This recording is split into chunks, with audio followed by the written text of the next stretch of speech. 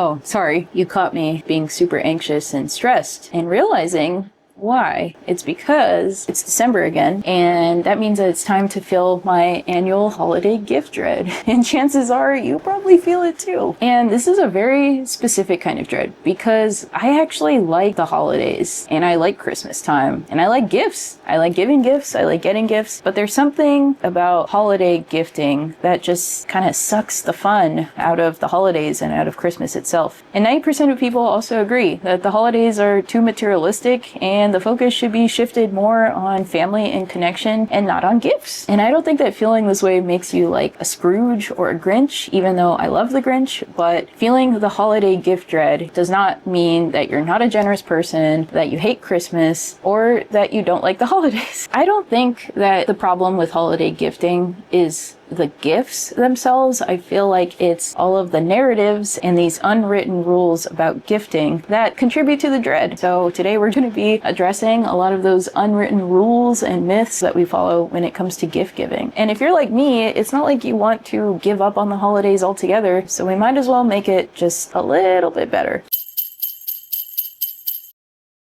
So before we talk about the myths and the ways that we can improve the culture around holiday gift giving, I'm first going to rant about all the reasons why I dread holiday gifting. And the first reason is the performance of the whole thing. I recently joined a larger family's holiday gifting tradition, and by large I mean like 20 plus people, and it's pretty overwhelming. It just seems like it's this huge circular exchange of random Amazon stuff or gift cards or cash. And at the end of the day, approximately 54% of Americans will find that half of their pile is stuff that they don't even want. And the average cost of one of these unwanted gifts is $72. And if you're anything like me, you feel morally obligated to say that you like these gifts. And 3 out of 4 women and 2 out of 3 men will fake that they like a gift. So it's not just me. It's a very common practice. But the other problem with receiving a bad gift is what to do with it now that it's yours. To give you an idea of the scale of unwanted gifts during the holidays, an estimated $10.1 billion is spent on unwanted gifts. The majority of these unwanted gifts are clothing and accessories, which make up about 43% of unwanted gifts. 39% of unwanted gifts are regifted, and I'm assuming that they're either regifted to a person or that they're sent to a donation center. It's kind of unclear with this survey. 32% of these gifts are exchanged, and somewhere between 16 and 30% of them are literally thrown in the garbage. I've never done that before. Yeah, which brings me to my next point of why I dread holiday gifting, and that is the astronomical and unimaginable scale of waste that's produced. During the month of December, we generate 25% more waste than every other month, which is about 36 pounds of waste per person every day during the entire month of December. 30% of this garbage is wrapping paper, bows, and ribbons. 40% of it is only packaging. And oh yeah, remember all of those exchanged gifts? Well, that doesn't happen until January, but the retailers themselves will dump a quarter of all of the returned items that they get back in January, which equates to about 5 billion pounds of trash. And when it comes to packaging itself, online orders create 4.8 times the amount of packaging waste than if you were to shop in the brick and mortar stores. So that's one huge argument for why you should buy in person if you have that option. All of these statistics just completely blow my mind. Like, I can't even wrap my head around the normal amount of waste that's produced during the non-holiday season, but for it to scale to this amount just during the time between Thanksgiving and New Year's Eve just makes me sick. Like, on Christmas Day, when I see this pile of trash, that blows my mind. And then I remember that people still have to take their items out of the packaging that they're in and then throw all of that away. And then I remember that a lot of these gifts were actually bought online, which means that they came in another box, and that box probably had other packaging stuff in it. So I just can't even imagine. And that's not including decorations, lights, trees, food. There's just so much. And then all the traveling that's done. I think 8 out of 10 of us are going to travel somewhere that's more than 50 miles away. I also found this interesting statistic that between Thanksgiving and New Year's Eve, NASA satellite data shows that cities are 20 to 50% brighter quieter than every other time of the year, which is kind of cool, but also just kind of sad. So yeah, we'd be using lots of lights. And the third reason why I am not so fond of the holiday gift tradition is the financial toll. Because I don't know if you've heard, but times are hard. People are struggling. And yeah, I know, even though the economy and the market at large and the stock market is trending upward, full steam ahead, the lived experience of shopping and paying for just normal living expenses is not great. And people are feeling it. 75% of people actually want to cut back on their spending this coming season. 77% of people are expecting prices to be higher this year. And 57% of people anticipate that next year's economy is going to be even worse than this year's. Even so, Americans are planning to spend about $1,600 on gifts alone in the 2025 season, and this is predicted to make up about $1 trillion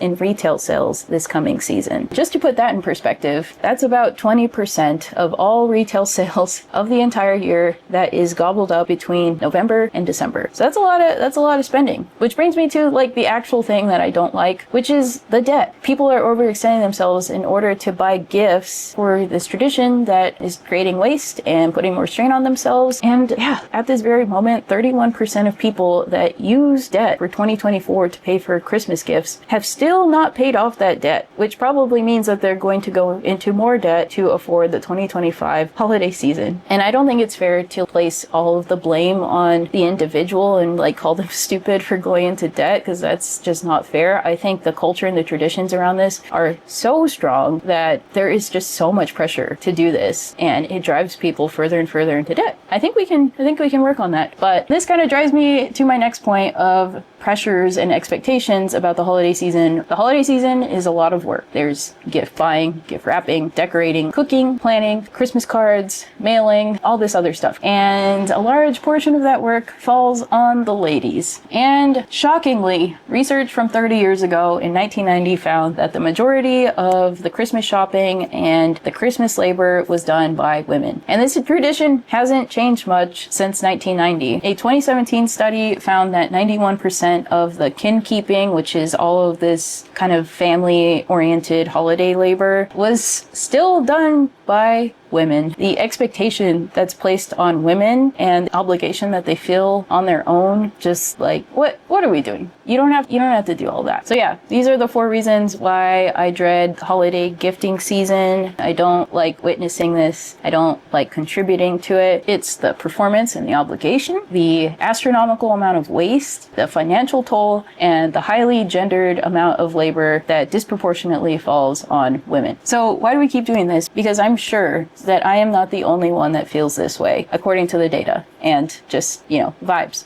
Obviously, the culture around the Christmas season is so strong. It is massive and impossible to avoid. It's like being on the cusp of a black hole constantly, and you know that it's Christmas because when you go into Starbucks, that's when they start making the peppermint drinks, and when you go to any store, really, you're just gonna see all of the Christmas decorations out, or they're actually selling you all of the Christmas themed stuff. So you know that Christmas is coming right after Halloween. These like 2 chunks of months that are just like Christmas in your face compels you to participate and makes you excited and makes you want to buy things. Even if you wanted to avoid this, I'm not sure that you could. You are going into the black hole that is Christmas every November and December. At least that's how it is in the United States. I'm not sure how it is in other countries. And as much as I dread the holiday season now, I do want to point out that as a kid, I loved Christmas and the holiday season. You had all this time off that you got to spend with your family and your friends and your parents. You got a bunch of toys and gifts that you really enjoyed and wanted. And there was this magic around Santa Claus, who was this magical figure that was happy to give you gifts and wrote you notes, and his reindeer ate your carrots. And yeah, it was magical and I loved it. So I think we do this for the kids. We want them to have that magical experience as well. So we just keep this tradition going. And a lot of that tradition, like I said, is based around the gifts and around the very spirit of giving, which is Santa Claus. And because the entire holiday season gravitates around consumption and gift giving and the jolly red guy that gives you gifts for fun, there's a lot of pressure and unspoken rules that also circulate in this concoction of of the holiday season. So let's look at some of these common unwritten rules around gift giving and see if they hold up or if they're just myths that suck the fun out of the holidays.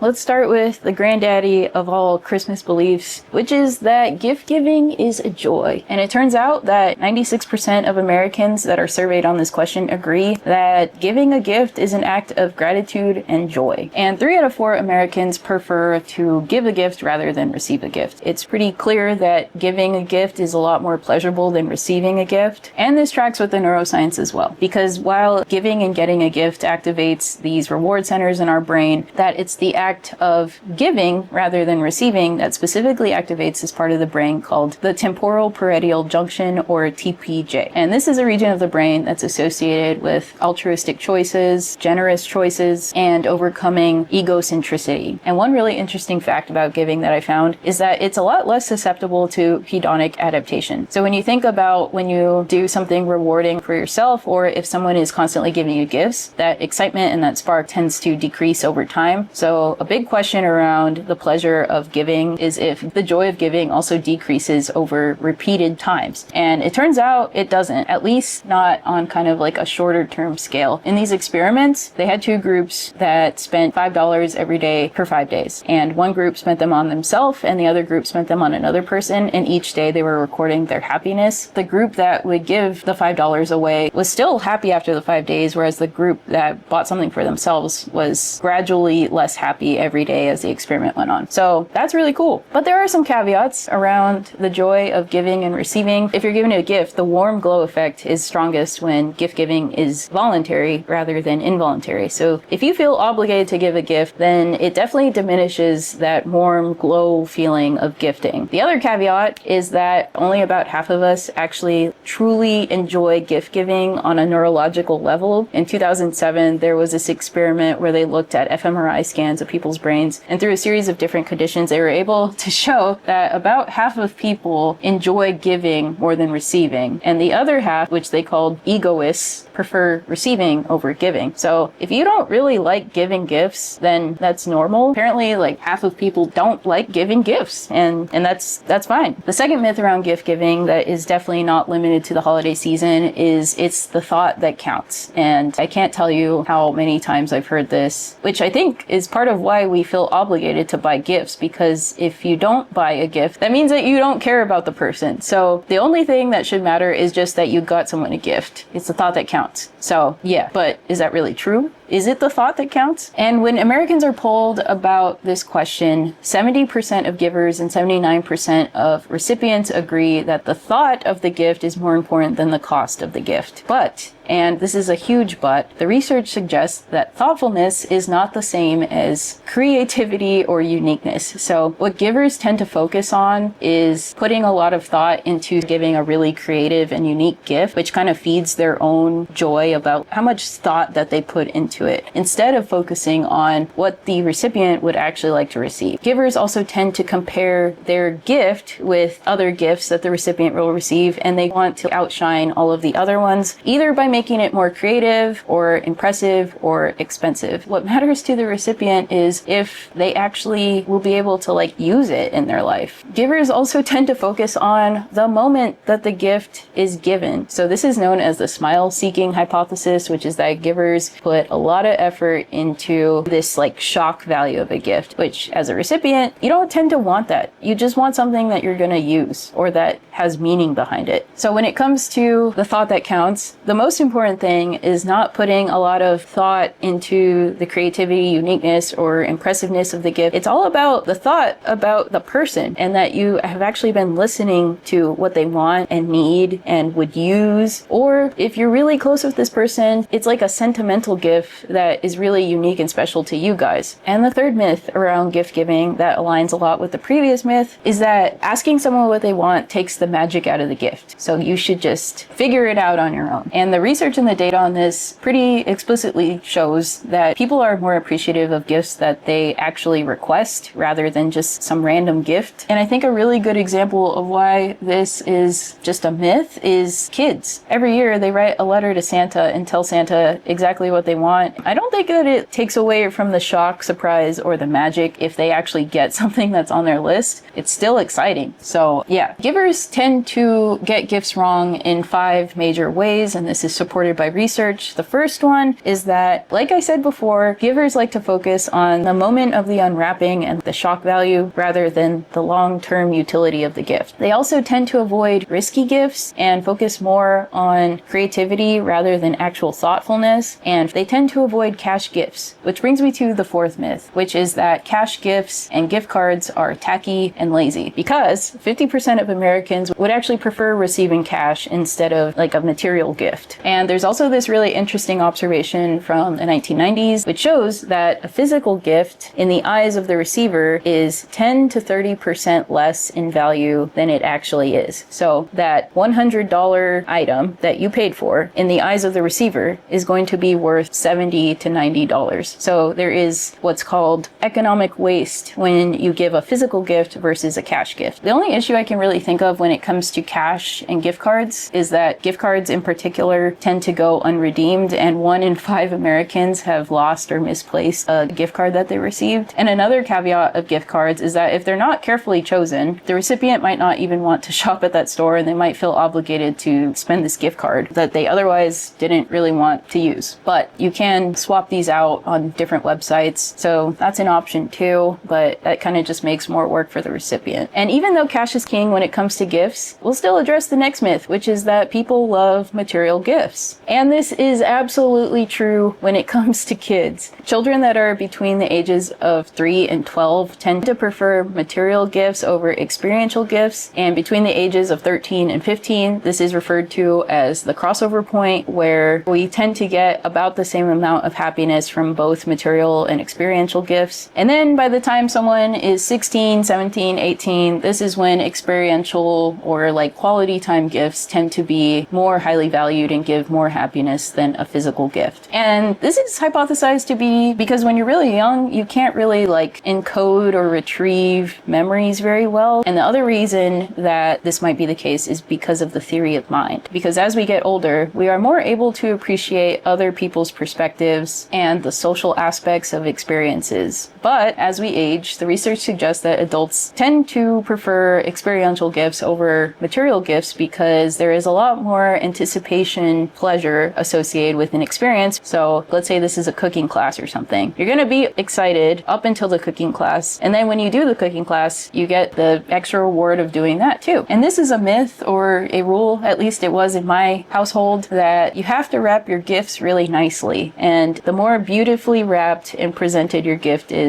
the better. And this is not always true. It tends to depend on the relationship between the giver and the recipient. So if you have kind of an ambiguous relationship with the receiver, then wrapping a gift nicely is a way to send a positive message and increase the positive response to the gift. But if you are actually close with the recipient, it has the kind of opposite effect, where if you wrap a gift really nicely, it creates this pretty high expectation for the gift that is not actually matched to the gift itself. So you can wrap gifts really nicely for your loose ties and wrap gifts or don't wrap them at all for your close ties. Well, I mean, you still should, but it's not that you don't need to, but I like to. I actually like wrapping gifts. It's one of my favorite parts of the holidays, which is kind of weird, but I think it's kind of fun. So the final myth that we're going to address is that more is better when it comes to gifting. And like a lot of these other myths, this is not always the case. Specifically, if you pair a very high-end gift with a moderate or low-end or cheap thing, this lowers the perceived value of the entire gift. For instance, if you were to give someone a nice bottle of wine and you pair it with some moderately nice plastic cups, this will devalue the entire gift itself, because as a receiver, we tend to average the value of a bundle of things rather than add the value of the bundle of things together. And the research on this is really interesting, because even though as a receiver, we pretty consistently will average the value of a gift, as a giver, we'll tend to try to like pile on a bunch of little things onto the main part of the gift, but this actually has the opposite effect of making the recipient think of it as less. And this idea is known as the presenter's paradox. And I think this is the most interesting of all of the myths that we've gone over, just because of how strong this effect is. So there was a series of experiments that looked at this presenter's paradox, and people were gifted an iPod or an iPod plus a free iTunes song. And people rated the bundled gift as 20% less value than the iPod alone, which is pretty significant considering that you have an iPod in both and a free song in one. But yeah, don't toss in another little thing next to the big one. Just give the big one. Let it speak for itself. So no, more is not better. Less is actually more, as the saying goes. So I think some of the wisdom we can take away from our experiences and by looking at the data around holiday gift giving is ways that we can gift better. So there's this popular methodology around gift giving that's called the 4-gift rule, and it's gifting something that people want, that they need, that they wear or do, like I guess for kind of like a sport or something that they read. So these 4 things are good guidelines for a gift. And I think that's kind of true, but I have my own 4 guidelines around gift giving that extend past the holidays, and those are: A, both parties are open to the gift exchange, because sometimes they're not, and I think that that's overlooked a lot. B, the giver can actually afford it, because I don't want anyone like financially burdening themselves to buy me a gift, or I don't want to do that myself. And C, it doesn't burden the receiver. An easy way around this is you give people things that are small or things that they can consume so that they don't just add to the clutter of someone's life. And my 4th rule or guideline is that if it's handmade or homemade or is really thoughtful and high quality, these tend to make better gifts because they are kind of like higher sentimental value, as long as they kind of like fit in with the other guidelines that I have. So those are some guidelines that I personally use. And there are a lot of things I've personally done and a lot of people do as alternatives to make the holidays more enjoyable. So a few of the most common ones are doing a Secret Santa or a white elephant. So this kind of reduces the gift burden on everyone because you can put a price limit on these gifts. And white elephant can be a really good option if you're more into the experience of gift giving. It's a way to bond. It's usually pretty funny. There's a lot of like shock and surprise, and it's really just focused on the experience of hanging out together. I will note that white elephant can get really dramatic. Like I have personally shed tears during white elephant exchanges. They weren't like sad tears. They're kind of like frustrated, sad, happy, funny tears. I don't know. But yeah, so if you lose a gift that you actually wanted, or if you end up with a bad gift, like how I did in a lot of these games, then it kind of just sucks. But yeah, one time I ended up with a broken croquet set, and I was like, what am I supposed to do with this stupid thing? So yeah, if you're gonna do white elephant, maybe keep it small as well. Regifting and second-hand gifts are also becoming increasingly popular. About 20% of people in 2022 plan to regift something, and a lot of people do it for the waste reasons and for financial reasons. I've done a lot of this myself. I actually have a tradition of looking around my house for stuff I don't use or want that is unused or gently used and wrapping it up really nice for my family. And it's almost a joke at this point. I think I've been doing that for the past like 5 or 6 years, but they're open to it and it's kind of funny, and a lot of them are actually good gifts. And if they have a list, I will still buy them something from the list, but it's just like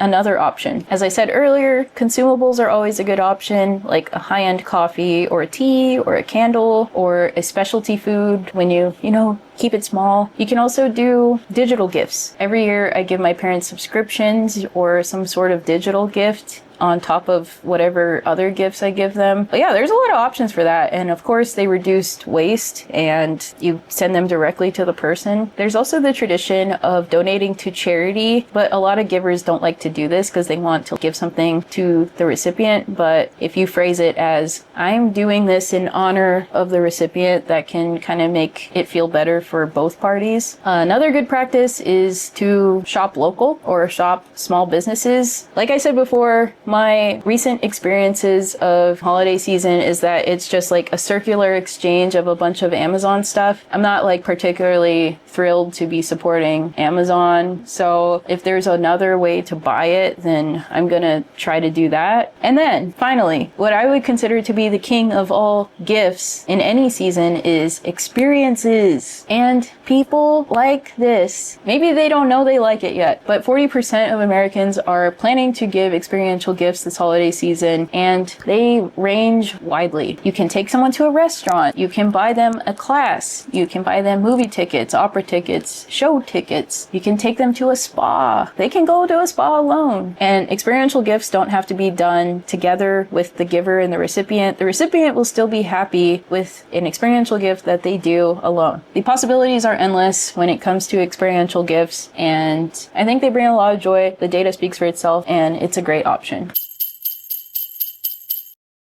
Knowing all of these new alternatives to gift giving and addressing these unwritten rules about gift giving itself, if you plan to do them, that it's not as easy to just snap your fingers and change the entire tradition in your family around gift giving. So I think it's important to be prepared for pushback and to also just communicate your wishes about how you're going to be approaching gifting in the holidays coming up. So here are some guidelines on how you should approach communicating these changes or opting out of gift giving. The first is you should always focus on what is being gained rather than what you're eliminating. So focus on you're gaining time and connection together rather than I don't want any gifts. And I tend to communicate pretty harshly when I do this stuff, so this is something I need to work on myself. The second guideline is to suggest alternatives and explain what you're planning to do instead with them or on your own. And the third guideline is don't apologize or over-explain yourself. Just tell them. That's it. And there's some really simple scripts you can use. You can look them up online, but the general idea is that, hey, I'm not going to be focusing on gifts this year. I'm trying to limit the amount of gifts that I'm receiving for space concerns, and I'm really excited to spend time with you by doing this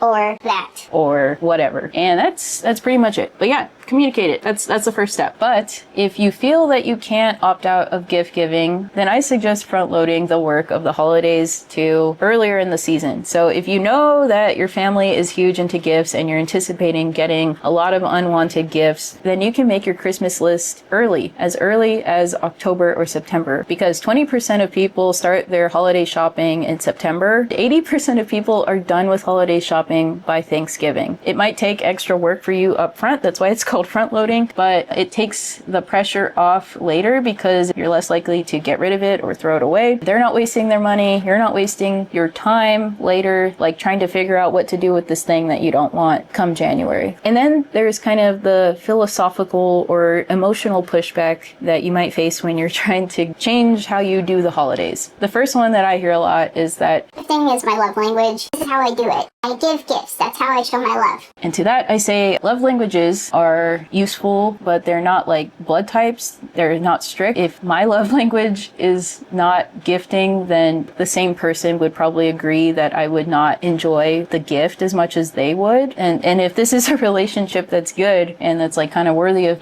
growing and maintaining, then the other person is probably also open to negotiating what would satisfy both of your needs. And the gift could maybe be shifted to be kind of like a bonded spa day or something like that. Another sort of pushback is that, what if I enjoy surprising people and I don't want to buy them something off their list? Then I would say, well, who are you buying the gift for? Are you buying it for yourself because you like to surprise people, or are you buying it for the recipient? Because if it's for the recipient and they have a list of stuff that they like or want, and they explicitly say that they don't like surprises, then you're really just buying the gift for yourself. That's something to consider. It's also an option to consider surprise experiences rather than surprise gifts, like a surprise dinner, for instance. I think a lot of people would really enjoy that. Another form of pushback is that doing new and alternative gift giving or traditions will ruin the family's traditions and harm the bonds of the family. And I would say that traditions that are causing people stress, financial debt, and creating a ton of waste in all of its different forms are not really traditions that are worth continuing. And there might be wiggle room somewhere to alter the traditions a little bit so that they're more focused on connection, celebration, and togetherness.